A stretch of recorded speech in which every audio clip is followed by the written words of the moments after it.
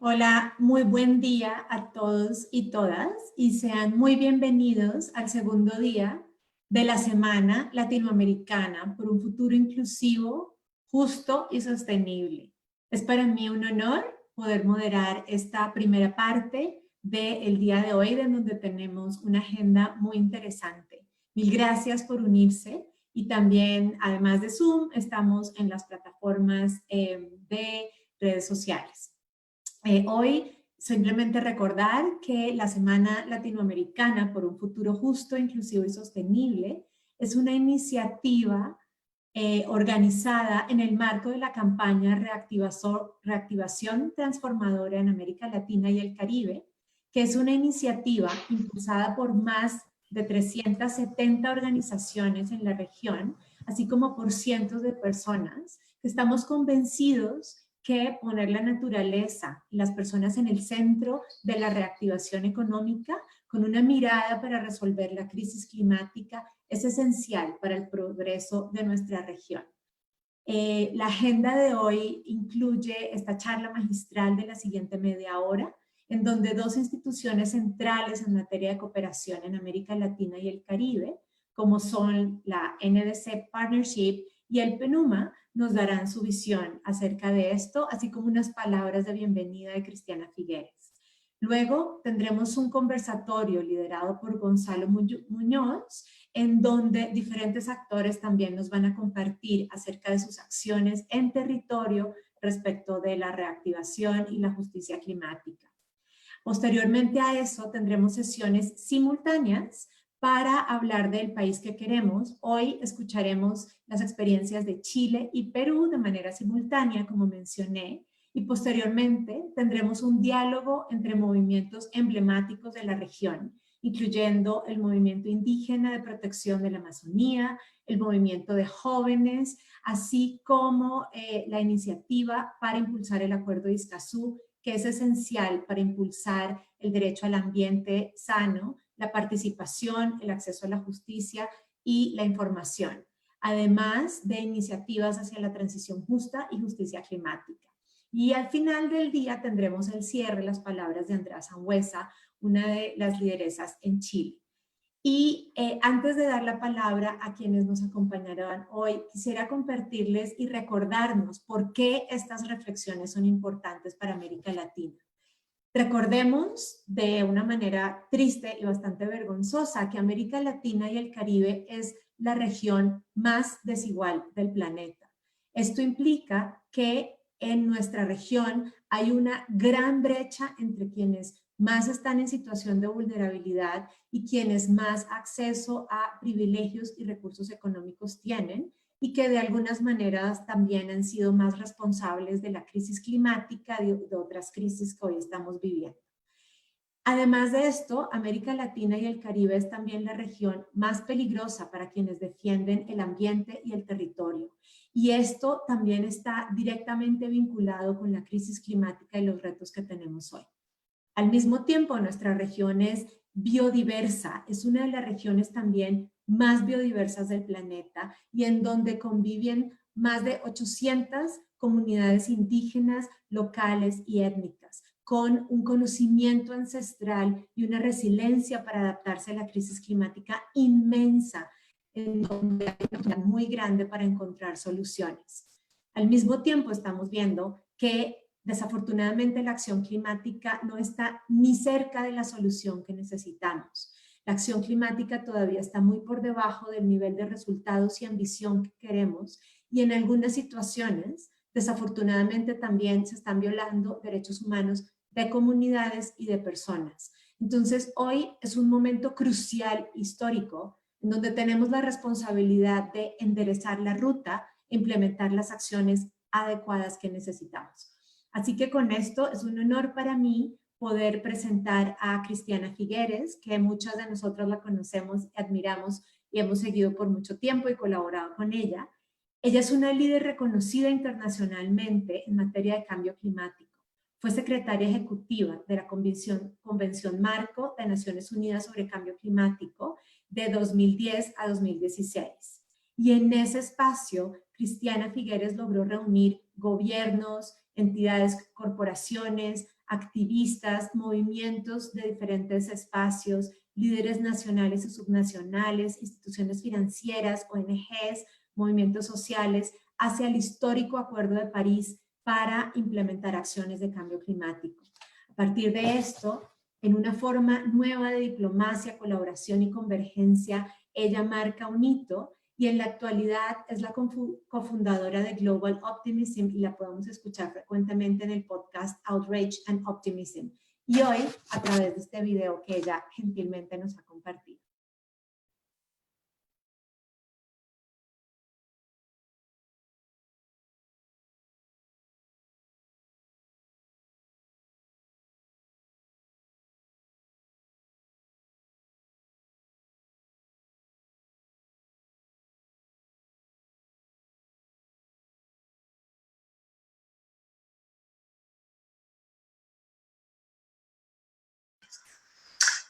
A ver, colegas, todos sabemos que estamos frente a una crisis de salud como nunca la hemos visto antes. Todos también sabemos que esa crisis sanitaria ha traído una crisis económica como no la hemos visto en los últimos 70 años. Y todos sabemos que a pesar de esas dos crisis, todavía tenemos la crisis y la emergencia de cambio climático. Lo que tenemos que llegar a entender es que si estas tres crisis han convergido con la cuarta y quizá la aún más importante de la desigualdad económica y social en nuestra región, si todas estas crisis han convergido, vamos a tener que converger las soluciones para todas esas crisis. Porque sinceramente no vamos a poder enfrentar esas crisis una después de la otra. No las podemos enfrentar ni política, ni económicamente, ni financieramente, secuencialmente. Tenemos que converger las soluciones. Y por eso es tan importante que nos demos cuenta que estamos en ese momento de una oportunidad como nunca la hemos visto antes.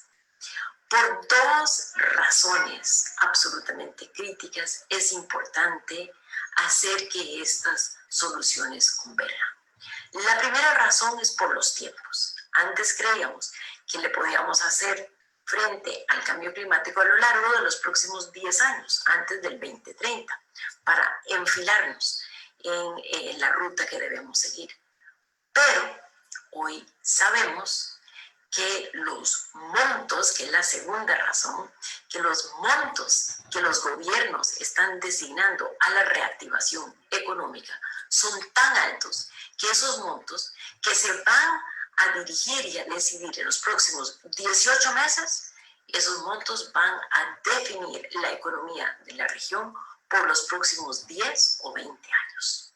O sea, estamos frente a una potencial solución a muchas de nuestras crisis. Y tenemos que despertarnos a esa posibilidad, a esa gran oportunidad que la historia nos está dando. Por darles un dato muy específico, recientemente salió un reporte del BID y de la OIT en que ellos conjuntamente cuantifican que el trasladarnos, el transformarnos en una economía en toda la región, en una economía verde, nos traería 15 millones de empleos nuevos. Precisamente lo que necesitamos ahora para salir de la crisis económica que nos tiene tan paralizados a todos. Señoras y señoras, yo los invito a que de veras consideren cómo podemos hacer converger las soluciones a la crisis sanitaria, a la crisis económica, a la crisis de cambio climático y sobre todo a la crisis de la desigualdad económica y social en nuestra región, porque son precisamente las personas más vulnerables, las del sector informal, las que sufren más intensamente las crisis y las que son menos responsables. Tenemos una oportunidad económica, tenemos una oportunidad política, pero sobre todo tenemos una responsabilidad moral de converger las decisiones en el año 2020 y 2021, ni un minuto después. Gracias.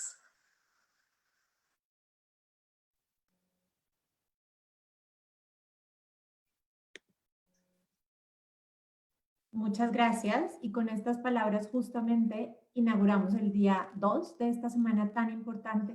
Esto es un viaje en el tiempo. Recordando justamente y la oportunidad que tenemos el día de hoy, como mencionó Cristiana Figueres, son estas crisis que están convergiendo y que necesitamos justamente combinar estas soluciones porque no es posible solucionarlas de manera independiente. Todas estas crisis están conectadas de la misma manera en que estamos conectados y conectadas con la naturaleza, y por eso es esencial avanzar en soluciones.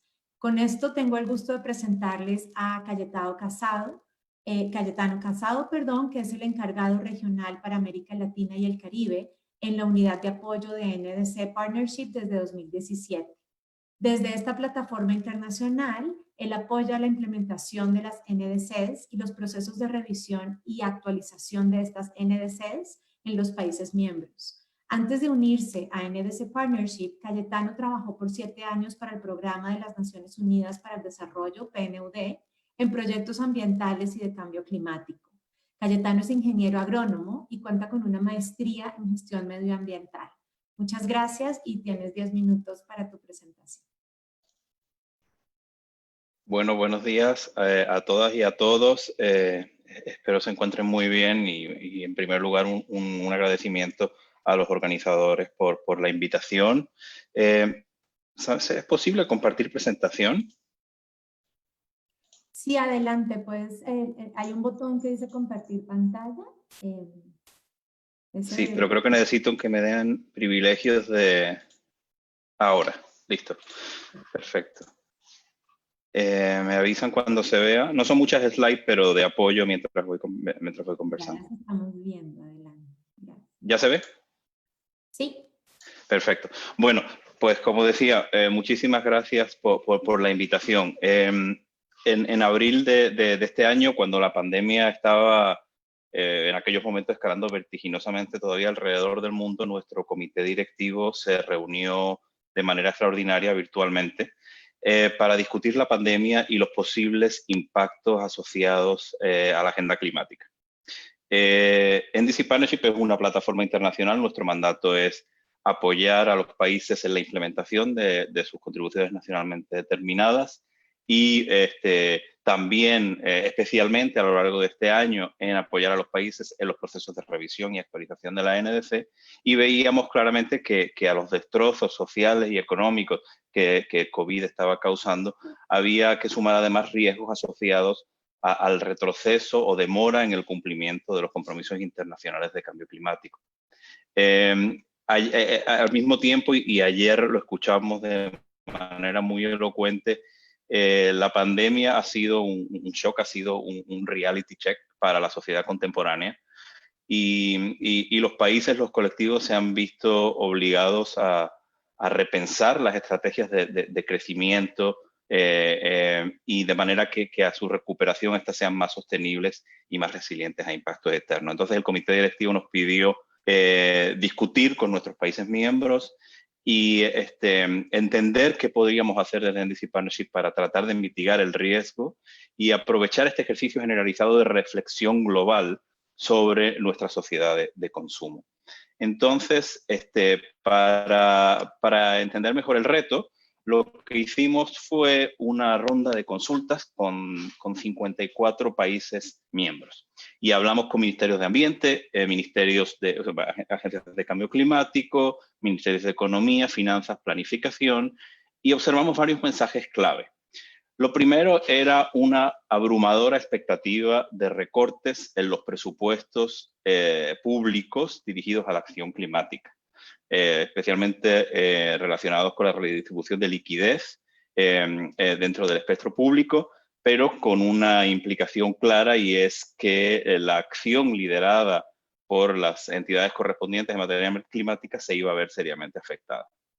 Y lo segundo es que la pandemia también ponía un riesgo, ponía en peligro el cronograma de implementación de las contribuciones nacionalmente determinadas, y así como iba a afectar la calidad y el nivel de ambición de los países en estas contribuciones revisadas. De hecho, un 80% de nuestros países nos alertaron que era posible que el nivel de ambición no llegase a ser el mismo que hubiera sido en un contexto sin COVID. Pero también observamos una buena noticia, y es que la gran mayoría de los países nos indicaron la intención de que las contribuciones nacionalmente determinadas serían parte del espectro de planes, de estrategias que iban a tenerse en consideración a la hora de planificación la recuperación.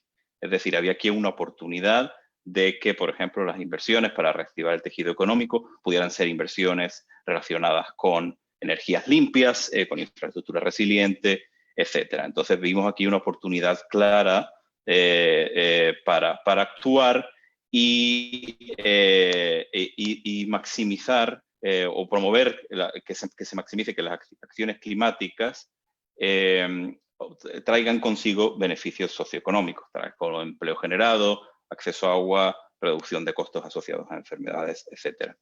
Entonces, esta era nuestra ventana de oportunidad, y para operacionalizarla nos basamos en otros dos mensajes que también salieron clave de estas consultas.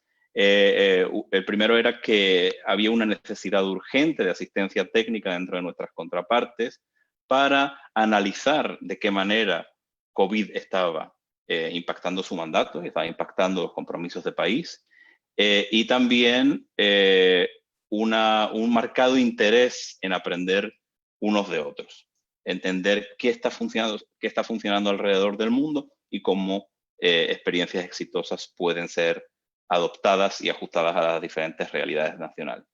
Entonces, en mayo de este año lanzamos la iniciativa de asesoría económica, que prácticamente lo que ofrecíamos a nuestros países miembros era el proveer una asistencia técnica integrada dentro de los ministerios de Economía, Planificación, Finanzas o las estructuras que se han creado en los diferentes países para guiar la recuperación, y poner la NDC en el corazón de este paquete. Es decir, tratar de influir en estos paquetes de recuperación proporcionando insumos, experiencias, propuestas para que estos paquetes sean alineados con la agenda climática.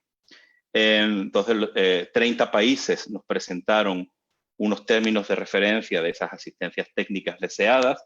Esos términos de referencia, aunque de manera general contribuyen al mismo objetivo, tienen, por supuesto, características diferentes dependiendo del interés y el contexto de cada país. Y circulamos estas solicitudes entre todos nuestros socios de implementación. Y me complace mucho decir que todas, el 100% de las solicitudes van a tener un apoyo de nuestros miembros institucionales. Cuando miramos a América Latina, son 7 países los que han solicitado este apoyo: Colombia, Costa Rica, Ecuador, México, Paraguay, Perú y la República Dominicana, y además 3 más en el Caribe anglófono. Como digo, todos tienen apoyo, y en el caso de estos 7 países, los socios que están proporcionando este apoyo son los gobiernos de Alemania y el Reino Unido, el Banco Interamericano de Desarrollo, el Banco Mundial, el Programa Euroclima Plus de la Unión Europea y el World Resources Institute. Y quiero aprovechar este momento pues, para dar un agradecimiento a estos socios de implementadores por este significativo aporte. Y destacar además que en 6 de los 7 países tenemos más de un socio respondiendo. Esto ha permitido a nuestras contrapartes el poder ampliar el alcance, la naturaleza de la solicitud que se nos presentó. Aquí ven una nube de palabras. Esta nube de palabras está extraída de las solicitudes que los países nos han presentado. Como ven, finanzas, políticas, estrategias son los temas más solicitados, y ahora lo que les quería mostrar era qué diferentes categorías de temas están solicitando nuestras contrapartes, dónde van a ir definidos estos apoyos. Entonces, es el desarrollo de políticas, estrategias y medidas de recuperación verde. Todos los países de América Latina solicitando han requerido este apoyo y en algunos casos más de un tipo de política y estrategia. Por eso ven que el número es mayor al número de países. Por ejemplo, República Dominicana pretende que el asesor, con base en las metas de las contribuciones nacionalmente determinadas y en los ODS, prepare un paquete de medidas de recuperación verde para presentar a la Comisión de Recuperación del país.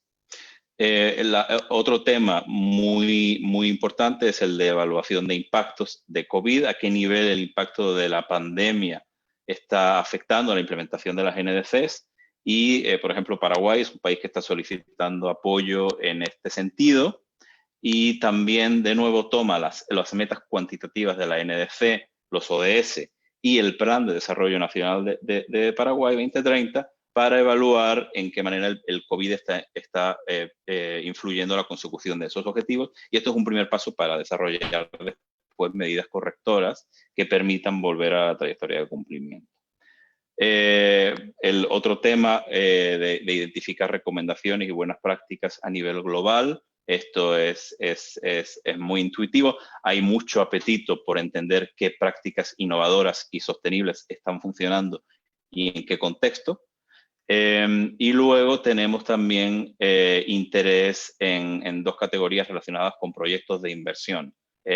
Tanto la identificación de proyectos resilientes y de bajas emisiones, como la gestión de los propios proyectos, bien sean de inversión pública, público-privada o puramente privada.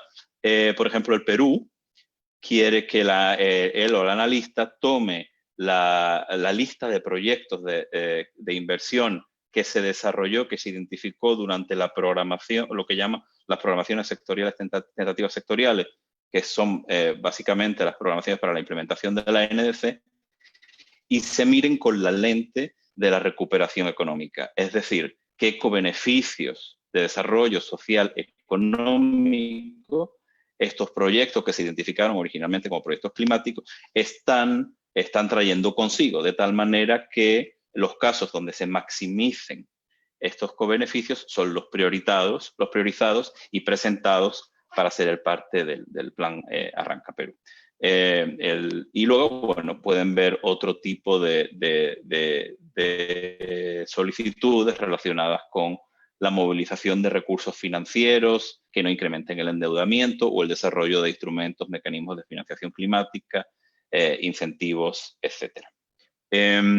Entonces, bueno, para concluir, lo que esperaríamos ver dentro de este año, desde que se están posicionando estos asesores, que se están posicionando ahora en el mes de septiembre, hasta el septiembre de 2021, cuando se espera que terminen sus funciones, es que los planes de recuperación diseñados en los países que están recibiendo el apoyo sean verdes, sostenibles y estén en sincronía con las prioridades de las NDCs revisadas y prioridades sectoriales y temáticas. Y a nivel global, que facilitar que los países aprendan unos de otros sobre el diseño, implementación, seguimiento de los planes de recuperación y establecer un depósito de conocimiento e información para monitorear el nivel de integración del clima en los planes de recuperación. No he mencionado esto por el tiempo. Sí mencionar que dentro de la iniciativa se están estableciendo dos grupos de trabajo, uno de asesoría técnica y para los países para acompañar estas asesorías económicas y otro es una red de los propios asesores económicos para facilitar este intercambio de experiencia y poder así contribuir a este objetivo de aprendizaje entre pares. Termino ya aquí, entonces muchísimas gracias y atento a cualquier pregunta. Muchas gracias y tenemos aquí los datos de contacto también. Mil gracias por este diálogo. De verdad que para la semana de Latinoamericana por un futuro justo, inclusivo y sostenible y para la campaña de reactivación transformadora es muy importante llevar a cabo estos diálogos. Y ahora, sin más, quiero también presentarles y darle la palabra a Gustavo Mañez Gómez, que es coordinador regional de cambio climático para América Latina y el Caribe, y está articulando cooperación y apoyo dentro de ONU Ambiente con 33 países de la región en materia de cambio climático, incluyendo mitigación, adaptación, tecnología, acceso a financiamiento. Él ha liderado iniciativas globales de eficiencia energética como Enlightening y U4E a nivel regional y cuenta con vasta experiencia en el área de gobernanza ambiental y gestión de productos químicos en UNITAR, tanto en Suiza como en África. Bienvenido, tenemos también 10 minutos. Gracias. Gracias, Astrid. Y voy a presentar un breve PowerPoint. Si me habilitas la pantalla, creo que ya está. Ajá, exacto, en el botón ¿Me de... puedes confirmar que se ve? Aún no, a ver si nos ayudan con la...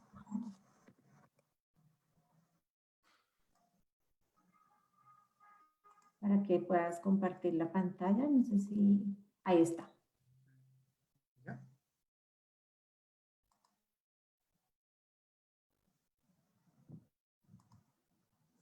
No sé si se ve ya, Astrid. Sí, está muy bien, gracias. Perfecto.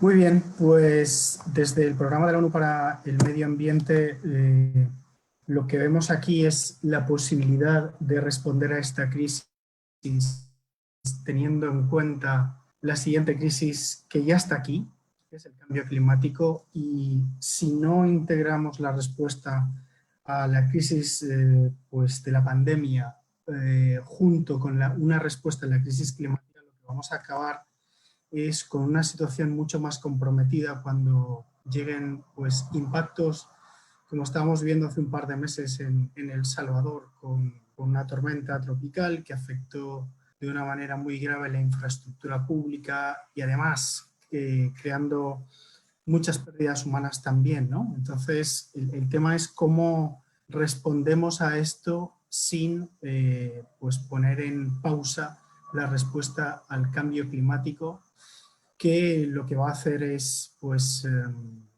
esta crisis, pues como ya saben, muchos países están endeudando para responder a la pandemia y este endeudamiento lo que va a crear es un techo que cuando quieran poner en marcha pues respuestas para el cambio climático no va a haber ese espacio, ¿no? De ahí la necesidad de trabajar en conjunto como respuesta a ambas crisis. Al mismo tiempo, reactivar la economía de una manera verde como respuesta a la pandemia puede crear también puestos de trabajo decentes, sobre todo para aquellas poblaciones que son más vulnerables tanto a la pandemia como al cambio climático.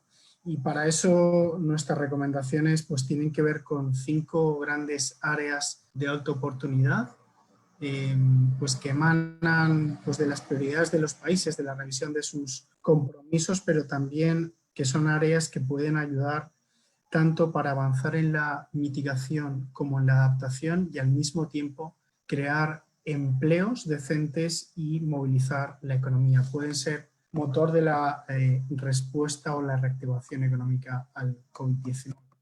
Empezamos con la primera, cómo crear resiliencia en las poblaciones rurales a través de la producción agrícola y los ecosistemas. Bueno, todos sabemos ya, espero que no hayan por ahí conspiranoicos, que el COVID-19 pues, procede de una enfermedad infecciosa venida de la naturaleza, venida de especies animales. Es una zoonosis más, como otras que han habido a lo largo de la historia, como el Zika, por ejemplo, y debido estas zoonosis a cómo se intruye en los ecosistemas, pues a través de las construcciones, de la expansión de las ciudades, pero sobre todo en la expansión agrícola, ¿no? De la producción agrícola.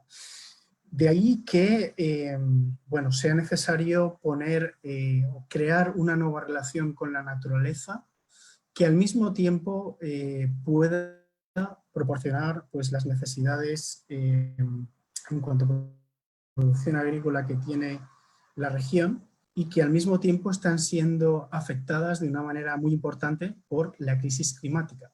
Tanto pues, el exceso de lluvias en algunos momentos, la sequía, etcétera, etcétera, ¿no? Y esto pues obviamente está creando problemas de seguridad alimentaria.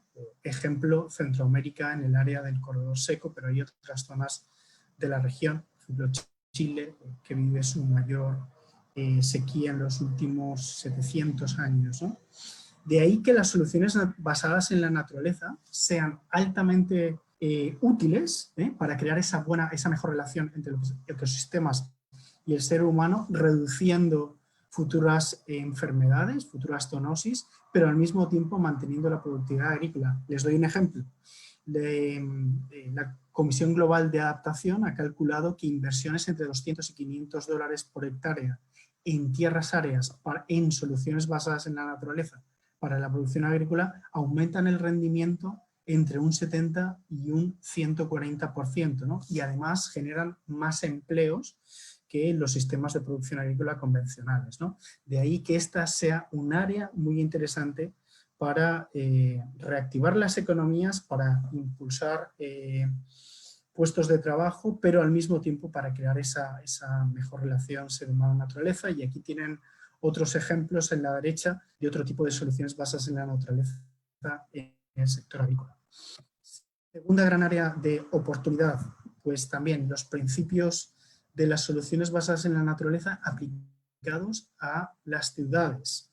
Cómo hacer que las ciudades sean más resilientes a los impactos del cambio climático, que ya están aquí y estamos viendo pues desde inundaciones por lluvias torrenciales, pero también aumento del nivel del mar en ciertas ciudades que pues ponen en peligro no solamente la vida humana, pero también infraestructura pública. Y bueno, pues las inversiones basadas en naturaleza o a prueba del clima en ciudades pues superan los beneficios a los costos en una proporción de 4 veces a 1. Y bueno, pues aquí tenemos el ejemplo, por ejemplo, de los sistemas de drenaje de agua sostenible en ciudades que ahorran costos de hasta un 85% en comparación con el drenaje tradicional de infraestructura gris, ¿no? Y esto genera muchos empleos, que es lo que muchos gobiernos pues están viendo ahora, ¿no? Cómo poner a la gente a trabajar creando un bienestar social. Pues esta es una de las grandes oportunidades, ¿no? Y aquí en la derecha pues vemos otro tipo de ejemplos como los pavimentos permeables que facilitan la infiltración, reducen inundaciones, pero también los humedales artificiales, por ejemplo, para el tratamiento de aguas y aguas residuales, etcétera, etcétera, etcétera, ¿no?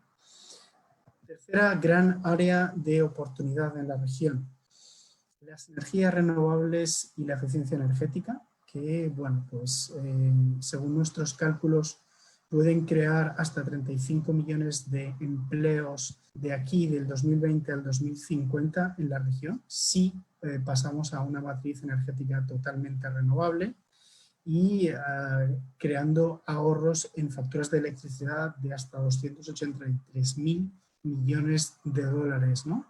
Y un ejemplo en cuanto a los puestos de trabajo creados o asociados a las energías renovables es que en base a un estudio donde participó el premio Nobel Joseph Stiglitz de 2017, pues se calculó que por cada millón de gasto público en eficiencia energética o en renovables se generaban alrededor de 7 empleos, cuando por esa misma cantidad de inversión en energías fósiles solamente se generaban 2 empleos, ¿no?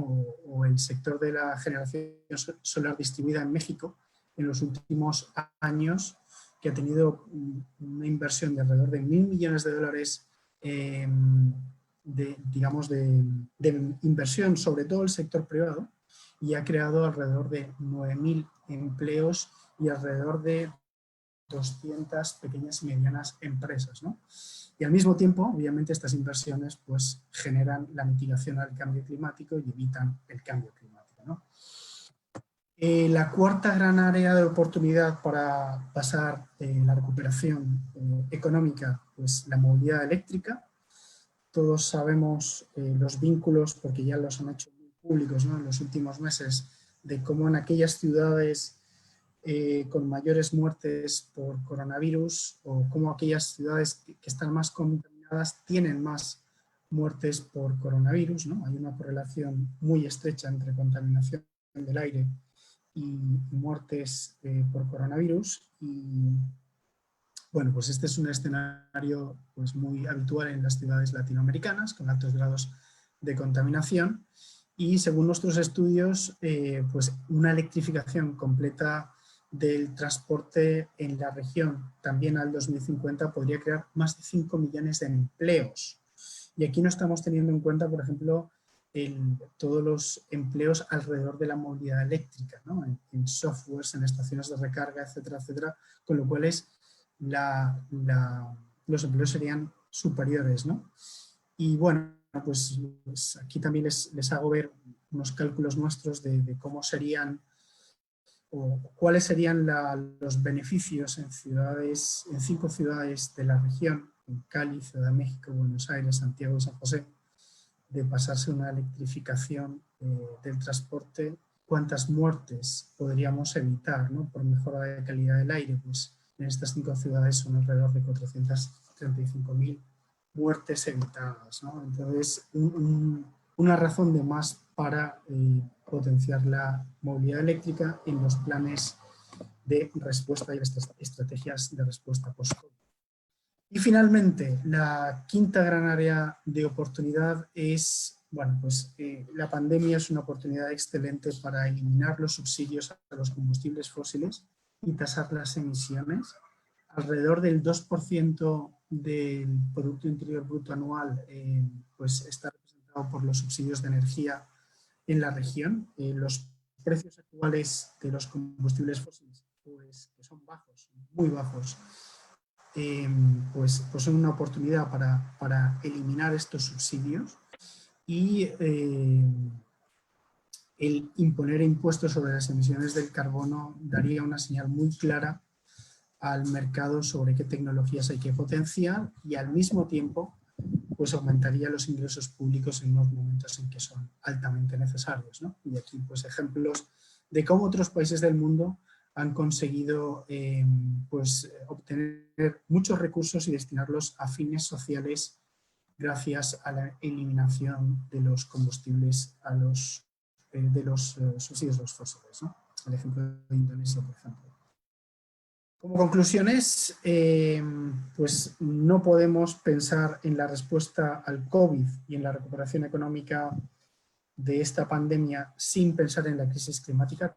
Tenemos que unir ambas respuestas en soluciones integradas como la que les he mencionado. Los recursos públicos no van a ser suficientes para fomentar una recuperación rápida. Vamos a tener que empezar a trabajar muy fuertemente, y ya hay ejemplos geniales en diversos países de la región, con el sector privado, pero también con la banca comercial. Hay que definir taxonomías de inversión sostenibles que pues, promuevan este tipo de inversiones y no las inversiones business as usual. Y es el momento también de innovar en medidas como el canje de la deuda pública por la protección climática, ¿no? O la adaptación al cambio climático. Y sobre todo, este es el momento para prestar mucha atención a los lobbies y a aquellos sectores económicos obsoletos que lo que piden es rebajar estándares ambientales como justificación de la pandemia. No podemos rebajarlos porque vamos a crear problemas adicionales, ¿no? Y bueno, esto es todo. Muchísimas gracias.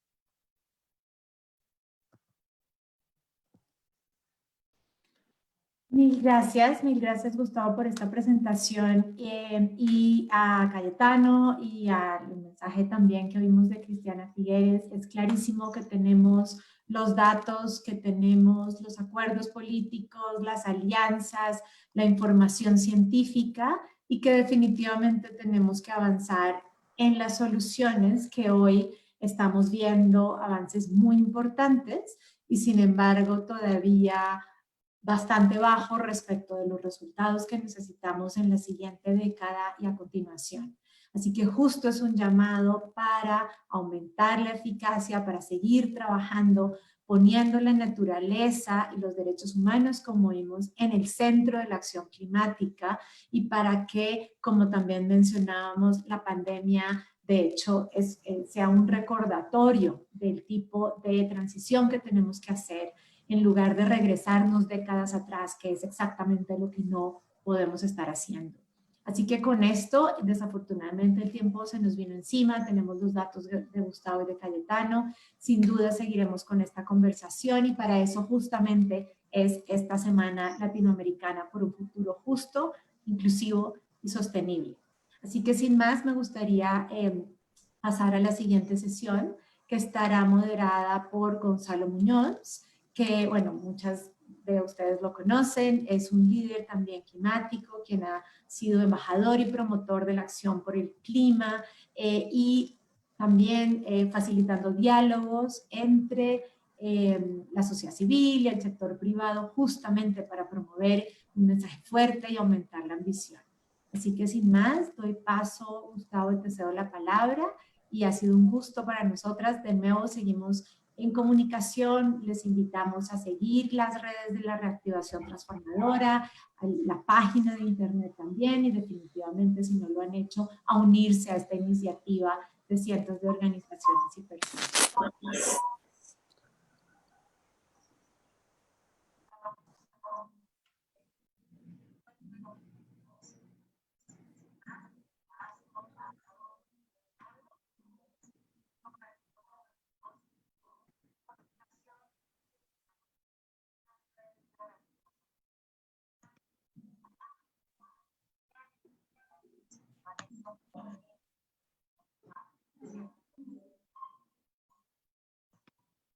Estamos esperando que haya una presentación. Ahí está Gonzalo, así que adelante. Y mil gracias. Acá estamos todos. Sí, perfecto, Astrid, muchas gracias. Un gusto estar aquí y tener la posibilidad de moderar un panel que me parece que tiene una serie de características tremendamente virtuosas. Vamos a tener una conversación con representantes del área de la salud, de la Alianza Climática Nacional, que ofrece toda la mirada de colaboración. Tenemos representantes de la fe, de la juventud, de los gobiernos locales. Entonces voy a primero contarles quiénes son las personas que van a participar del panel. Les voy pidiendo que vayan abriendo sus cámaras. Carolina Gil Pose, que es parte de la red Salud Sin Daño, y la red global de hospitales verdes y saludables, que entiendo se conecta desde Argentina. Carolina, ¿estás por ahí? Ahí ya te veo.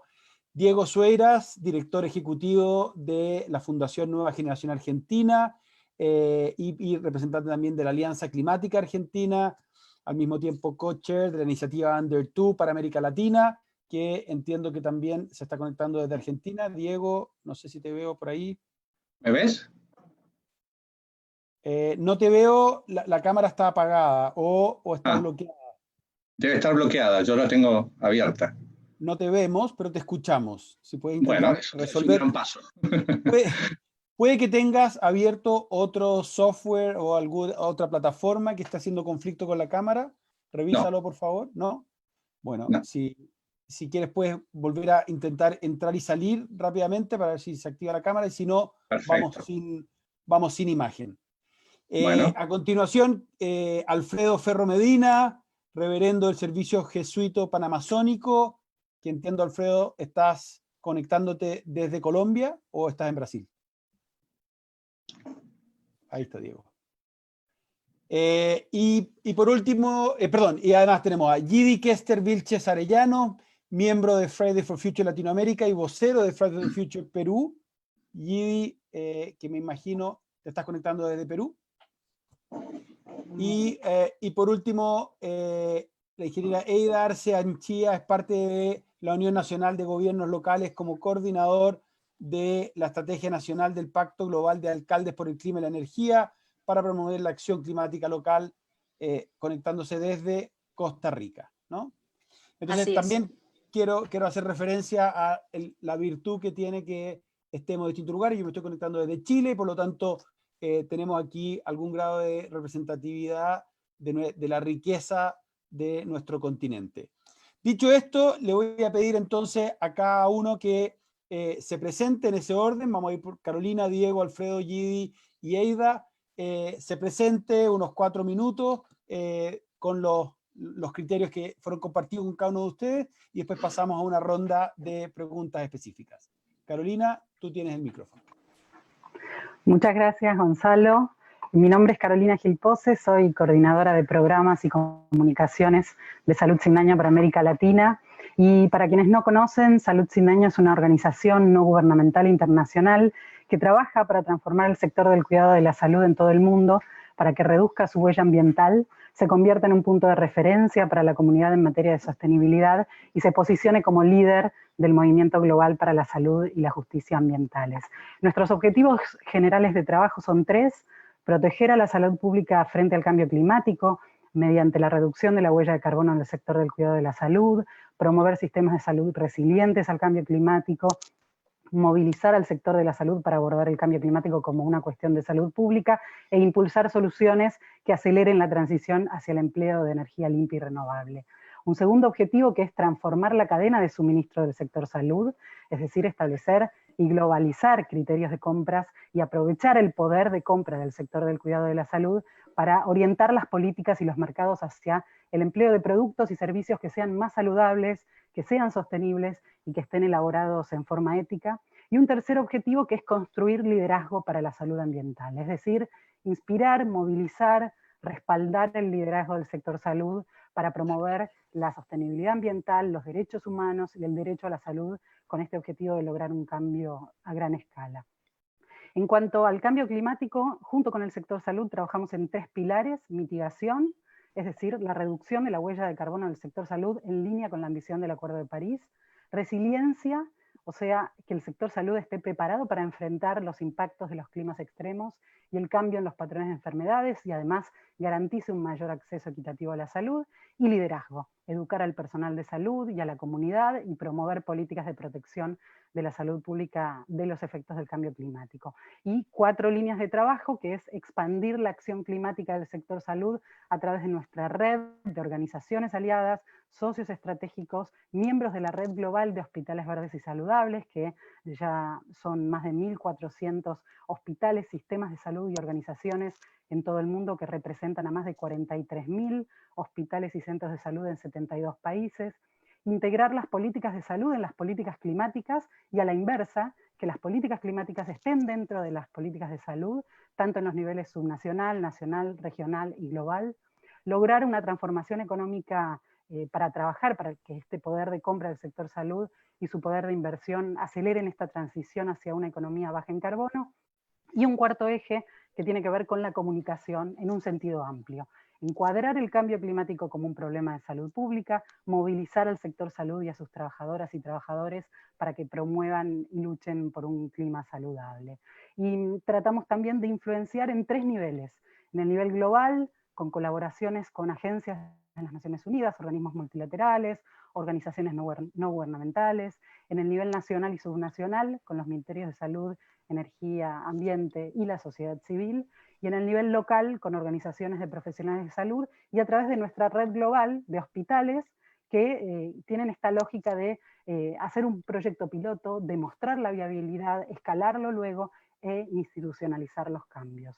Así que esas son las líneas del trabajo de Salud Sin Daño, y después invitamos a todos a que ingresen a nuestro sitio web, saludsindaño.org, en donde van a poder ver más en detalle el trabajo específico que hacemos. Y antes de cerrar, quiero remarcar que todo el trabajo que hace Salud Sin Daño es posible gracias al compromiso de miles de trabajadoras y trabajadores de salud de todo el mundo, y también de América Latina, que entienden que no podemos tener personas sanas en un planeta enfermo, y que incluso en tiempos desafiantes como los que estamos viviendo hoy, están haciendo un esfuerzo inmenso para sostener los logros ambientales alcanzados y además para avanzar en nuevos objetivos ambientales.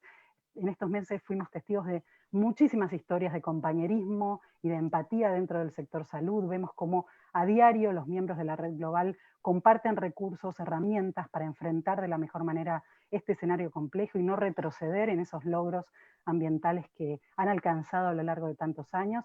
Así que, si me permiten, antes de cerrar, quiero reconocer y agradecer a todas y a todos los y las profesionales de salud, en particular de América Latina, por este compromiso con la salud del planeta y de las comunidades. Muchísimas gracias, Carolina. Excelente introducción y felicitaciones por el trabajo que están haciendo. Diego, me gustaría ahora escuchar también lo que tú tienes para mostrarnos desde el trabajo que están haciendo. Bueno, gracias Gonzalo, un gusto verte y a todos los participantes agradecer. Acá pongo el cronómetro, pero tú me avisas si me paso. Primero contar qué podemos aportar para el objetivo de esta gran semana que hemos construido en momentos muy difíciles, donde, como bien decía Gonzalo, estamos teniendo una gran audiencia y una diversidad importante, que es lo que necesitamos para nuestra temática. La fundación la voy a contar y al mismo tiempo en estos 4 minutos contarles un poco qué podemos aportar y después las alianzas más grandes que las de ACA y también Under2. La Fundación Nueva Generación Argentina, en la cual soy presidente, hace 30 años, este año cumplimos 30 años, no lo pudimos festejar, pero lo vamos a hacer el próximo. Tenemos 55 miembros fundadores que soportan, ayudan a nuestra fundación, y tiene el objetivo central, y eso es lo que aportamos nosotros, desde que nació, crear masa crítica para fortalecimiento de las políticas públicas, fortalecimiento de la democracia, no solamente a nivel local, sino también a nivel nacional e internacional. Ese trabajo que venimos desarrollando nosotros, en un momento determinado elegimos trabajar una unidad política diferente, que era el Estado subnacional. O sea, hacer incidencia desde lo que es una ONG, fundamentalmente dirigida en principio a jóvenes, pero con una mayor cantidad también de investigación interdisciplinaria. Algunos nos quieren situar como un think tank. Nosotros no aceptamos eso. Somos una fundación también de primer piso, porque hacemos incidencia. Hemos formado en estos 40 años 1.200 jóvenes líderes con espíritu democrático, visión global y un gran sentido de la solidaridad y una responsabilidad medioambiental.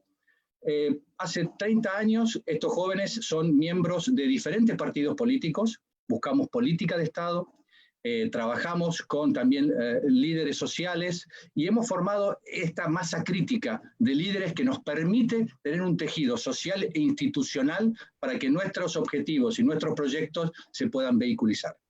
Un ejemplo claro es María Cantore, que es la actual directora ejecutiva de la Fundación, siendo ya es licenciada en Relaciones Internacionales, para dar un ejemplo, y está haciendo su maestría en Flaxo, en Derecho Económico y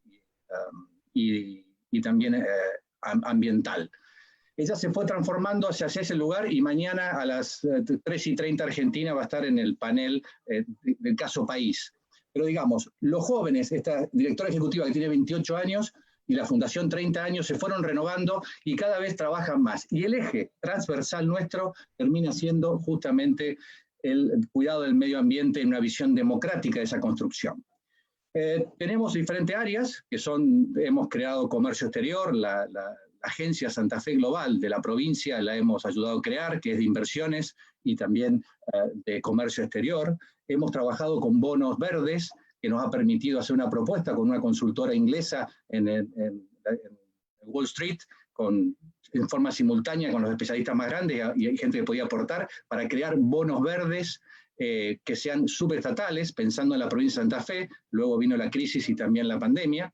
Y después también digamos, estamos en un área que se llama industria cultural, que ahora estamos desarrollando algún tipo de cultura y hasta pensando en una película que tenga que ver con la temática del medio ambiente. Pero en el tema internacional, buscando estas políticas de Estado, también estamos en temas legales y son 9 áreas académicas. Pero vamos a la parte internacional, que ya me queda poco tiempo. En esa parte nosotros hemos creado o hemos formado el hermanamiento entre el Estado de California y el Estado de Santa Fe. Y por supuesto que hemos hecho muchas políticas de Estado junto con ellos hace 20 años, aprobado por ambas cámaras, por unanimidad, por la Cámara tanto de California como de Santa Fe. Y desde ahí el gobernador Jerry Brown nos invitó a formar parte de Under2. Under2 es la coalición de estados subnacionales, tal vez una de las más importantes del mundo, creada por California y por Baden-Württemberg de Alemania. Son 240 estados, la cual es el 45% Producto Bruto Interno, y justamente luego de que Trump se vaya del Acuerdo de París, ellos sostienen, así lo decía Obama una vez que tuvimos una reunión con él, no se hagan problemas que se fue a Estados Unidos, para estar California y estados tan convencidos van a sostener a Estados Unidos dentro de esta alianza. Ahí nosotros somos la Secretaría Ejecutiva de la Co-Chair para América Latina, que son 45 estados. Eso Under2. Y para terminar, también acción climática. Nosotros trabajamos hace 30 años con la WWF, Manuel Pulgar Vidal, un amigo tuyo, Gonzalo, y bueno, y ahí también un amigo Ramiro, nos llevó a ser fundadores de la Alianza Climática Argentina. Fuimos fundadores y ahora somos uno de los 5 miembros impulsores, junto con Avina, con Vida Silvestre, la RAMSE, CREA, un grupo agropecuario que está trabajando fuertemente con ellos, y después con ellos estamos trabajando para consolidar desde Santa Fe lo que sería un modelo en una unidad política con un montón de ejes muy importantes de la sociedad civil, o sea, empujada a la sociedad civil, pero articulando todos los estados para que sea un modelo replicable. Gracias. Muchísimas gracias, Diego. Buenísima el resumen de algo que tiene también altísima complejidad. Les voy agradeciendo lo concreto que están siendo y me van abriendo también espacio para las preguntas siguientes. Reverendo Alfredo Ferro Medina, qué gusto tenerlo acá. Me encantaría también escuchar su intervención de la historia que tienen desde el Servicio Jesuita Panamazónico. Sí, disculpen porque me caí, porque el internet aquí no es muy bueno en la Amazonía. Si hay algún problema, ustedes entenderán. Pues gracias por la invitación, gracias a todos los que están presentes. Y yo quisiera ubicarme dentro de la propuesta de ustedes como grupos de fe, diríamos, y dentro del marco que se está proponiendo como un futuro justo, sostenible e inclusivo, ¿no? Y cómo realmente podemos promover una agenda socioclimática. En ese sentido, yo creo que mi mirada un poco es desde 2 espacios concretos que quisiera compartir con ustedes. Uno que es la Red Eclesial Panamazónica, que es una red de toda la iglesia de los 9 países de la Amazonía, que se ha creado hace 6 años y que realmente tiene un empuje muy importante que preparó sustancialmente el sínodo amazónico que tuvimos en octubre en Roma y que voy a comentar un poquito sobre eso. Y el otro espacio donde quisiera ubicarme es el IRI, que es una iniciativa interreligiosa de protección de bosques tropicales. Y hablarles un poquito de esos 2 espacios que me parece que nos ayudan como a ubicar como el compromiso desde las iglesias, desde las diferentes denominaciones religiosas en relación, diríamos, al tema ecológico, el tema ambiental y el tema que ha llamado el sínodo como la conversión, la transformación ecológica que tenemos que desarrollar. Por eso el sínodo en el número 68 de la conversión ecológica dice que es muy importante que la iglesia se solidarice de manera en el espacio internacional y presente y muestre el rol central del bioma amazónico para el equilibrio del clima del planeta. Y por eso queremos animar a la comunidad internacional a disponer nuevos recursos económicos para su protección y la promoción de un modelo de desarrollo justo y solidario. Aquí quisiera hacer una mención especial. O sea, hay una crítica al modelo económico y hay una propuesta de tenemos que ir en la búsqueda de un nuevo modelo de desarrollo con el protagonismo, dice el texto, y la participación directa de las comunidades locales y de los pueblos originarios en todas las fases del planeamiento hasta la implementación y fortaleciendo también las herramientas en relación, diríamos, al cambio climático. Entonces yo creo que aquí hay un compromiso de la Iglesia claro. Por otro lado, el Papa, en una exhortación apostólica, el Papa Francisco, que se llama Querida Amazonía, nos habla del sueño ecológico y habla cómo es necesario un equilibrio planetario que depende también de la salud de la Amazonía, ¿no? Y muestra cómo nos deslumbra, diríamos, este territorio por la diversidad de sus bosques, de los cuales también dependen los ciclos de las lluvias, el equilibrio del clima y una gran variedad de seres vivos. O sea, la Amazonía funciona como un gran filtro de dióxido de carbono que ayuda a evitar el calentamiento de la Tierra. Entonces, el sueño del Papa Francisco en relación a lo que debería ser nuestro planeta y sobre todo el territorio amazónico, Dice, cuando se elimina la selva, esta no es reemplazada, porque queda un terreno con pocos nutrientes que se convierte en territorio desértico o pobre en vegetación. Es una crítica a todo el tema de la tala de los bosques. Y lo último, quisiera hablar sobre el IRI, sobre esa iniciativa interreligiosa.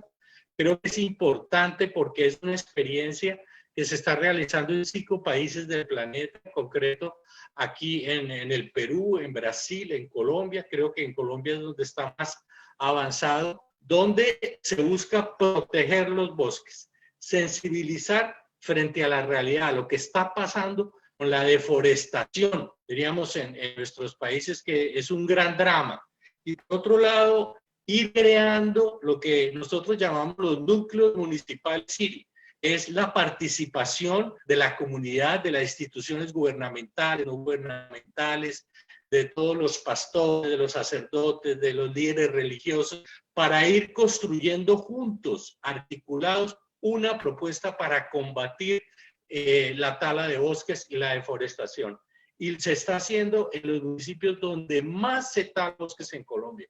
Y creo que es una experiencia bien interesante en términos interreligiosos y en términos de construcción colectiva. Gracias.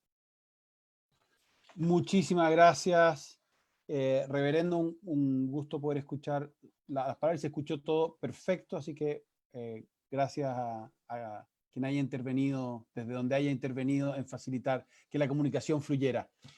Gidi Kester Vilches Arellano, desde el Perú, como vocero de Friday for Future. Por favor, el micrófono suyo. Sí me escuchan, ¿no? Perfectamente. Perfecto. Hola, bueno, mi nombre es Gidi Kester, yo les estoy hablando desde Perú y en esta oportunidad estoy como que en representación de Latinoamérica, ¿no? Somos un movimiento de adolescentes y jóvenes que venimos articulándonos desde el año pasado, enfocándonos específicamente para hacerle frente a la crisis climática, ¿no? Estamos presentes en más de 12 países de Latinoamérica y hemos estado articulando, agrupándonos, convocando globales, ¿no? Lo que es la movilización global por el clima. Ya mencionar que este 25 de septiembre es la siguiente fecha de acción global para que ustedes puedan estar al tanto y desde sus organizaciones puedan como que agruparse, ¿no? Nosotros hemos visto que es muy necesario en este contexto de crisis climática, entendiendo que hay raíces económicas de todo este deterioro ecológico, es muy necesario que empecemos a construir una agenda propia del sur global. Desde usualmente los continentes, aquellas regiones que han sido las más afectadas, ¿no? Históricamente, porque entendemos que las transiciones que van a tener que ser muy necesarias para enfrentar lo que es la crisis climática tienen que darse, pero no a costa de nosotros y nosotras, y no a costa de las poblaciones, de las comunidades. Y por eso es muy importante que nosotros empecemos a construir desde nuestra identidad, ¿no? Y por eso es que estamos enfocándonos, ¿no? Desde construir un movimiento que sea ecológico, popular, y sobre todo resaltando nuestra identidad, ¿no? Y todo lo que nuestros conocimientos ancestrales tienen por aportar justamente a la agenda de justicia climática a nivel global, ¿no? Nosotros comprendemos además que en este contexto de crisis sanitaria es muy necesario empezar cuando hablamos de reactivación económica, reactivación justa, reactivación verde, reactivación ecológica, esta reactivación tiene que darse con las poblaciones, con las comunidades, que justamente, como el compañero anterior acaba de mencionar, las poblaciones, las comunidades tienen que ser incluidas desde el inicio, en todas las etapas del proceso. Porque justamente son las poblaciones, ¿no? Es el pueblo que justamente va a hacer que todas las iniciativas que planteemos, todas las transiciones que planteemos puedan ser sostenidas no en un periodo determinado de tiempo, sino históricamente, que puedan trascender en lo que es en los procesos históricos, ¿no?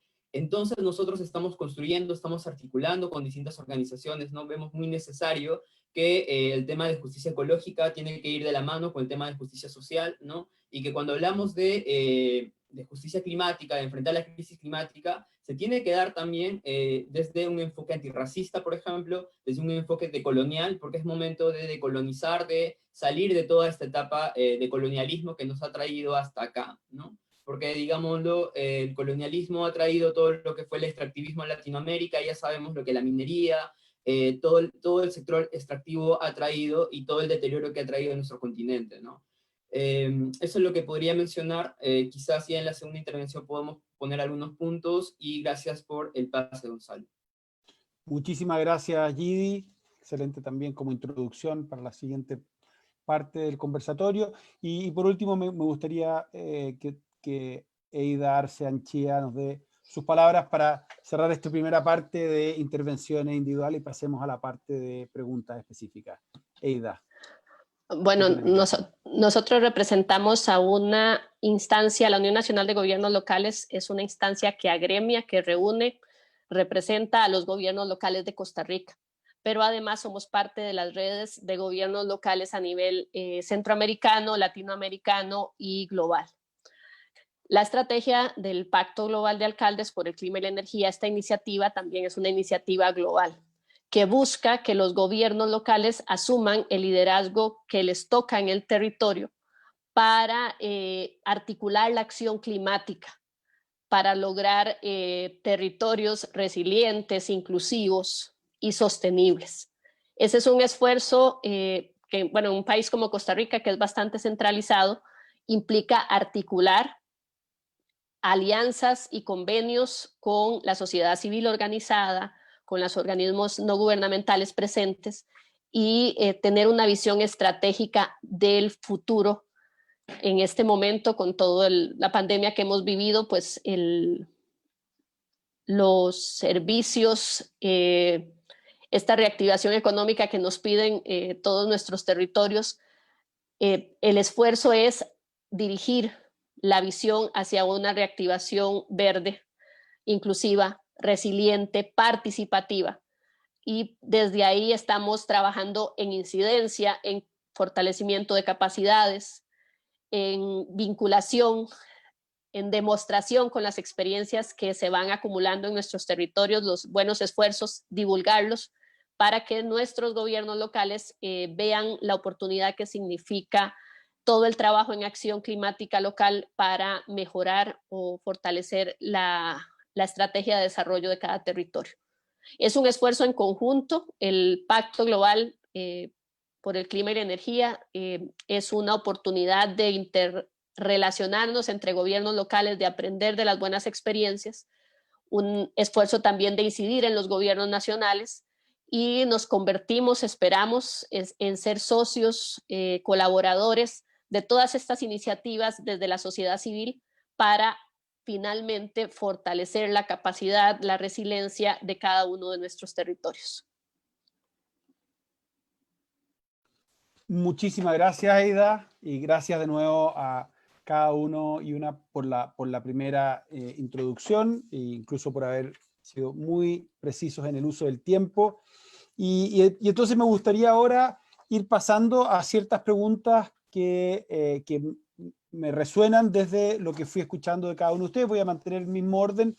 Carolina, en este año en que hemos estado golpeados por el COVID, ¿no? Donde la crisis climática se fue, de una u otra forma, yo diría, complementando con una crisis sanitaria, de salud, que nos muestra cuán frágiles somos como individuos, pero también cuán frágiles y poco resilientes han sido nuestros sistemas en términos generales. Mi impresión es que tenemos muchísimas lecciones para adquirir y asimilar de lo que ha sido la crisis del COVID, particularmente en ámbitos de adquirir mayor resiliencia, ser capaces de asimilar adecuadamente los aprendizajes, no solo en el ámbito de la infraestructura o la forma como nos organizamos, sino que también aprendizajes a nivel individual.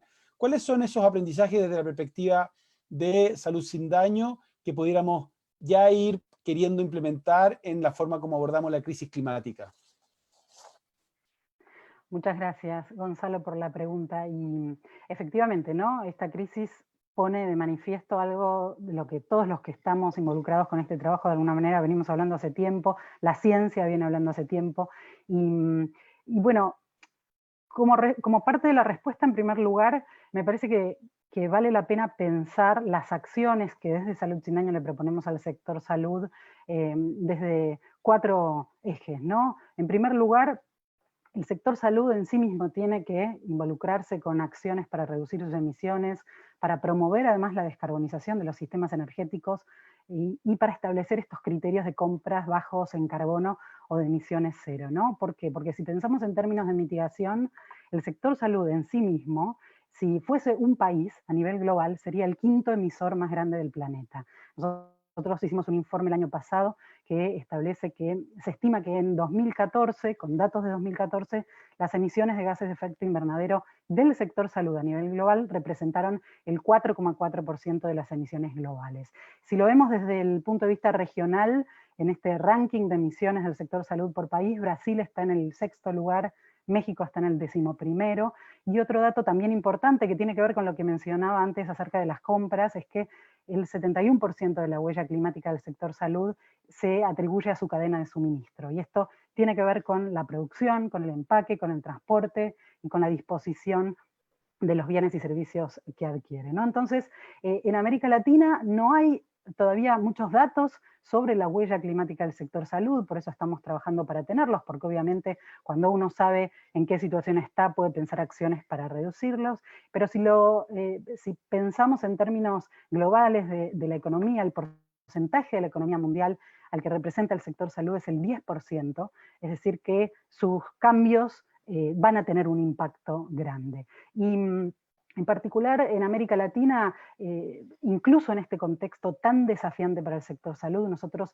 estamos trabajando con miembros de la Red Global de Hospitales Verdes y Saludables, que como dato cuento que en nuestra región tenemos 831 miembros en 14 países que representan a casi 6.000 hospitales y centros de salud, que por ejemplo se comprometen en el desafío de la salud por el clima, que es una de nuestras iniciativas, para reducir su huella de carbono, aumentar la resiliencia y movilizarse, ejercer ese liderazgo.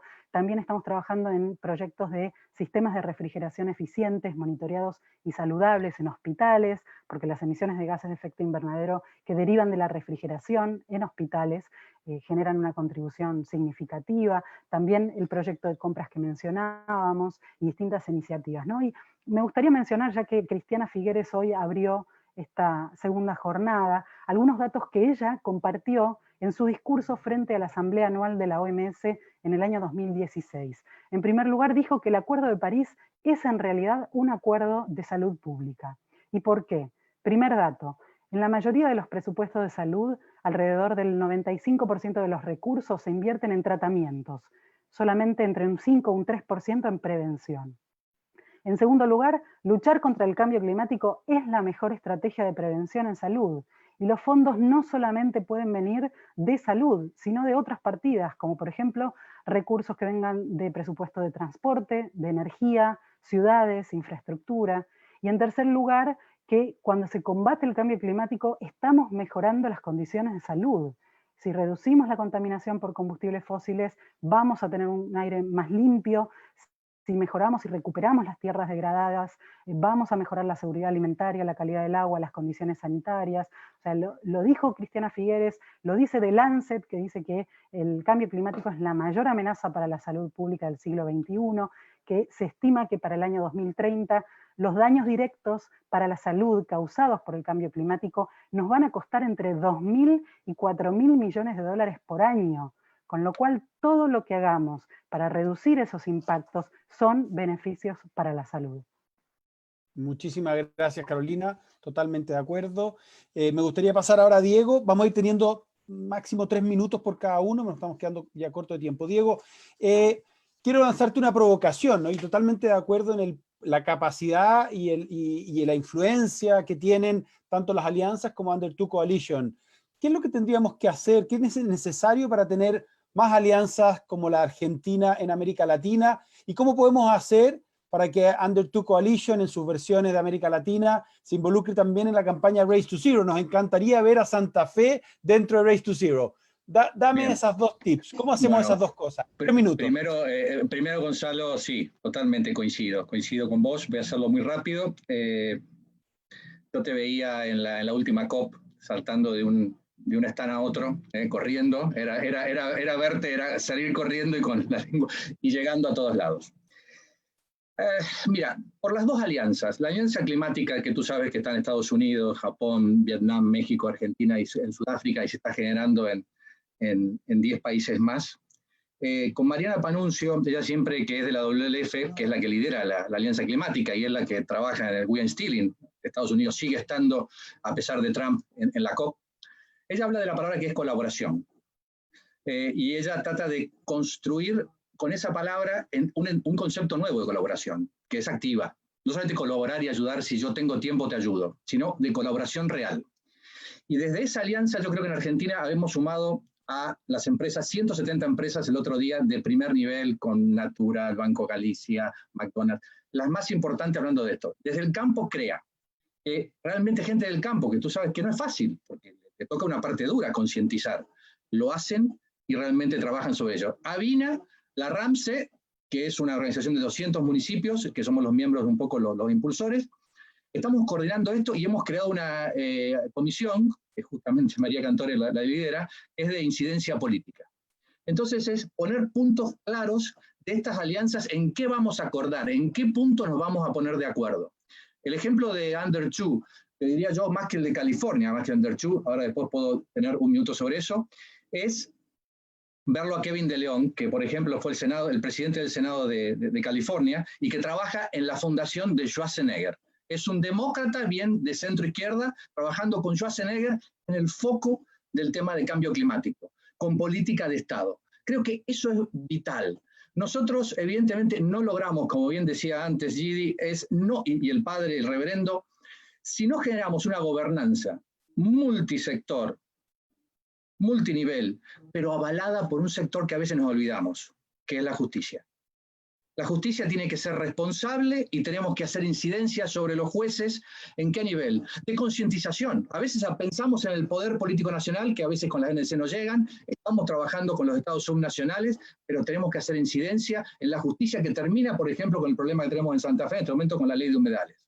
Por lo tanto, colaboración buscando una política, esta vez de Estado a nivel global, buscando una soberanía ambiental de estos organismos internacionales, pero poniéndonos de acuerdo ya no en diferentes estantes de la COP, sino donde esos acuerdos que son difíciles en los papeles, podamos ponernos de acuerdo con pequeños hechos concretos que muevan la aguja.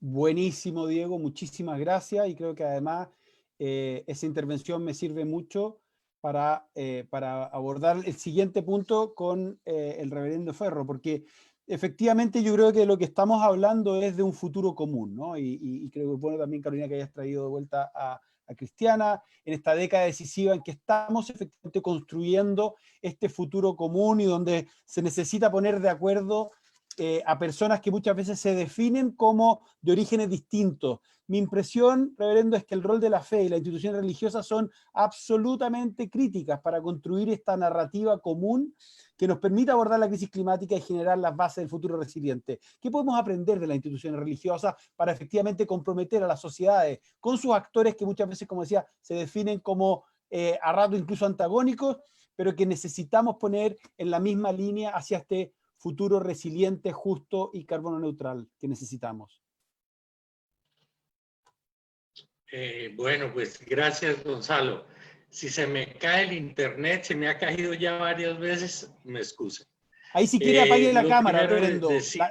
La cámara puede estar tomando demasiado del internet, entonces le sugiero que apague la cámara en ese caso. Sí, es posible, voy a apagarla. Gracias por la pregunta. Lo primero es que me parece que es muy importante el reconocimiento de la diversidad. Yo creo que es algo que tenemos que aprender en este mundo. Diversidad de culturas, de razas, de ideologías, de propuestas. Y me parece que en medio de esa diversidad tenemos que construir en un respeto muy grande por el otro, por la otra, por todo lo que sea diferente a mí o a nosotros. Y en eso creo que partiendo de esa realidad, tenemos que trabajar un tema que trabajó mucho el sínodo panamazónico, que es el tema de la interculturalidad, el diálogo intercultural también. Y creo que en ese sentido el diálogo interreligioso es fundamental. Si realmente queremos construir algo en común, tenemos que partir del diálogo también. Y no solo del diálogo, sino ver cómo podemos entre todos, ¿sí?, pensar en un proyecto colectivo, pero sobre todo pensando en los más débiles, en los más frágiles, en los que más requieren del apoyo y de la solidaridad, diríamos, no solo de las instituciones, de las entidades, del Estado. Me parece que el mundo religioso y desde el Evangelio también y desde los valores del Evangelio busca eso, ¿no? Es la parábola del buen samaritano. Vamos a descubrir quién está en el camino botado, regado, excluido, marginado. Y me parece que ahí hay un elemento fundamental desde las espiritualidades, desde las cosmovisiones religiosas. Y aquí quisiera, para terminar, hacer una, diríamos, como mención especial a la riqueza aquí en el Amazonas, donde yo estoy, donde vivo, donde trabajo, a las espiritualidades de los pueblos indígenas, a sus cosmovisiones y a esa mirada integral que ellos tienen. Y en esa relación estrecha, diríamos, con la naturaleza, con el medio, y cómo lo protegen, lo cuidan. Y en medio de ello van construyendo sus relaciones y van, diríamos, construyendo ese proyecto que ellos llaman y que se llama del buen vivir. Entonces me parece que ahí hay una propuesta, hay un camino y es mucho lo que tenemos que aprender, diríamos, de ellos en estas propuestas comunes. Y en ese sentido también de velar y denunciar por aquellos que están atentando contra la naturaleza, aquellos que están atentando con...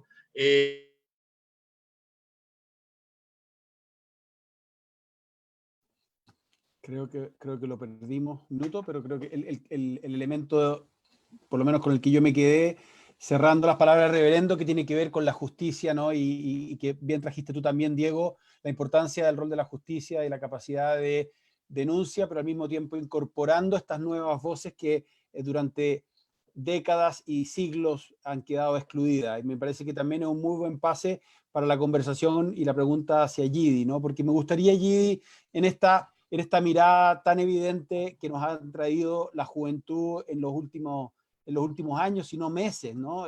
Esta voz que ha estado excluida durante décadas y que hoy en día pasa a ser central, pasa a ser no solo emblemática en lo visual, sino que también en la potencia que trae los movimientos juveniles. Me gustaría preguntarte, por un lado, ¿qué es lo que creen ustedes que se necesita para que esa visión juvenil sea considerada las decisiones climáticas de las ciudades, de los gobiernos subnacionales, las alianzas, las entidades de la salud, las instituciones religiosas? ¿Qué es lo que falta por ese lado? Pero por otro lado también, ¿qué es lo que falta para que ese compromiso juvenil se refleje con mayor fuerza en las acciones que desarrollan los jóvenes, en el voto, en la compra, en el uso de talento, en lo que ustedes pueden aportar también en su compromiso de acción? Perfecto, gracias Gonzalo por la pregunta. Quisiera primero a todas las personas, a las y los jóvenes de las juventudes que me estén escuchando, mencionarles, ¿no?, de que si es que nosotros como jóvenes tenemos una agenda, no es una agenda aislada porque no somos una isla, ¿no? Nuestra agenda es prácticamente toda la agenda de la sociedad, porque todos los problemas que acontecen en la sociedad afectan a los jóvenes. Entonces, una de las principales cosas al momento de nosotros agruparnos, entender que nuestros proyectos son proyectos país, proyectos globales, y que justamente debemos estar tomando como que presencia en todos los espacios posibles, y que las distintas luchas que cuando se mueve el tema del voto en la política también es un deber nuestro, y que justamente vamos a estar ahí disputando ese cambio que es muy necesario para lo que es la sociedad, ¿no? Pero yo quisiera atrás, justamente escuchando la intervención de Alfredo Ferro, que me parece muy interesante, ¿no?, que es muy importante retomar conceptos como lo que es el buen vivir, ¿no? Y que acá en Perú, en los sectores andinos, te hablan del buen convivir, o sea, que te mencionan que no es suficiente hablar del buen vivir, sino del buen convivir, de cómo es que entre todos y todas convivimos bien, ¿no? Y empezar en ese sentido a traer a flote lo que es nuestras identidades latinoamericanas, porque una de las identidades latinoamericanas es la colectividad, ¿no? Es la colectividad, es preocuparse por el otro, y en ese sentido también apreciar lo que es la diversidad, porque somos muy diversos, somos muy diversas, y en ese sentido va a ser muy necesario retomar eso, retomar nuestras culturas, y sobre todo un enfoque muy necesario de nuestros conocimientos ancestrales es el enfoque intergeneracional. Que la sociedad debe entender que justamente para empezar a construir identidad histórica, para empezar a construir una salida y una sociedad que realmente que pueda enfrentar esta situación no solamente en 10 años, sino en 20 años, en 50 años, debemos empezar a trabajar intergeneracionalmente, donde el conocimiento sea retroalimentado continuamente entre las distintas generaciones que se vienen, ¿no? Porque de cierta manera se ha malentendido una suerte de que los adultos tienen que enseñarnos a nosotros y que nosotros no sabemos nada, pero no, nosotros sí sabemos, y estamos acá justamente para posicionarnos y para hacer entender que estamos al mismo nivel que ustedes, y que justamente podemos comprender la realidad, podemos plantear soluciones, y que si es que no nos dan espacio vamos a estar disputándolo, vamos a estar exigiendo espacio, que es muy necesario, ¿no? Eso es lo que más o menos mencionaría. Recalcar que para que justamente salir de esta crisis sanitaria, y para salir específicamente de lo que es la crisis climática, va a ser muy necesario que empiecen a haber conversatorios, ¿no? Empiecen a haber diálogos desde los pueblos, que justamente va a ser muy necesario que todos estos planes, estas soluciones, estas transiciones nazcan desde las bases, porque el cambio va a tener que ser popular o no será. Gracias, Gonzalo. Muchísimas gracias, Gidi, por el compromiso, la determinación y por tus palabras. Eida, me gustaría hacer también aquí una pequeña provocación similar a la que le hice a Diego, ¿no? Necesitamos más ciudades de Latinoamérica y el Caribe en Race to Zero. Por lo tanto, me gustaría que tú nos digas cómo podemos hacer para sumar a otras redes de Latinoamérica en Race to Zero, pero también cómo podemos generar un puente entre el trabajo que estamos haciendo los High Level Champions en torno a la importancia de resiliencia y el trabajo que están haciendo ustedes. ¿Cómo podemos involucrarlo y cómo podemos aprender del trabajo que ya han hecho? Bueno, yo creo que ya mis antecesores han planteado parte de esos requerimientos de ponernos todos de acuerdo. A ver, yo creo que el reto que hay que lanzar a todas las redes es que tenemos que dar el ejemplo de ponernos de acuerdo. O sea, si dentro de las redes que promovemos la acción climática, la atención, la intervención inmediata, los cambios transformacionales, no podemos coordinar, nosotros tenemos que asumir ese reto como redes de hacer un reto común, un desafío común que demuestre que es posible entre los sectores, entre los diferentes actores, las diferentes representaciones, ponernos de acuerdo. Desde la unidad más básica, que en nuestro país son los distritos y los cantones, y en otros países pues tenemos departamentos o estados, tenemos que ir construyendo ese consenso, esa justicia social, esa visión de desarrollo, tiene que ser construida, tiene que tomar en cuenta las diferentes generaciones, tiene que tener procesos participativos activos, pero hay un ejercicio de aprender todos y todas a construir ese consenso, no a disputar cuotas de poder o a demostrar quién brilla más, porque así no vamos a salir a flote o no vamos a construir este mundo mejor que ocupamos. Esta crisis en nuestro país, por ejemplo, ha puesto en evidencia que hay una corresponsabilidad intrínseca para poder salir adelante. Si cada uno de nosotros no asume la parte que le toca y colabora en esta convivencia que mencionaba el compañero anteriormente, este convivir es una cuota de responsabilidad compartida. Y esas cuotas tienen que estar claras y esas metas tienen que estar claras en una suma como mundo, digamos, como planeta, como región, como país, con todos los sectores. No es fácil, o sea, ponernos de acuerdo ha sido el reto desde las instancias oficiales, digamos, de lograr acuerdos hasta las unidades más pequeñas.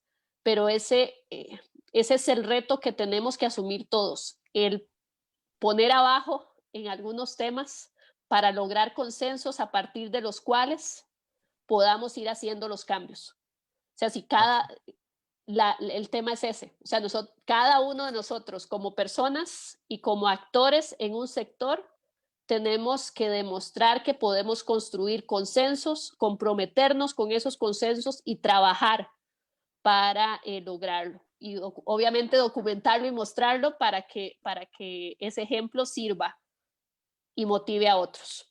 Así es, Eida, muchísimas gracias, totalmente de acuerdo a la importancia del consenso, buscar los puntos comunes para generar efectivamente las oportunidades, incorporando los elementos de justicia, de tradiciones, la relevancia del liderazgo y las alianzas, para construir este futuro donde podamos resolver esta gran crisis social, ambiental y de salud que tenemos al frente. Carolina, Diego, reverendo Alfredo Ferro, Gidi, ingeniera Eida, un gusto haberlos tenido acá, muchísimas gracias por haber participado, muchísimas gracias por supuesto a todo el equipo de Reactivación Transformadora, a quienes nos están escuchando, me gustaría comentarles que ahora va a haber una interrupción de 1 hora la transmisión en vivo, dado que se activan ahora los diálogos o las sesiones sobre el país que queremos de Chile y Perú. Por lo tanto, durante 1 hora la transmisión en vivo va a estar suspendida.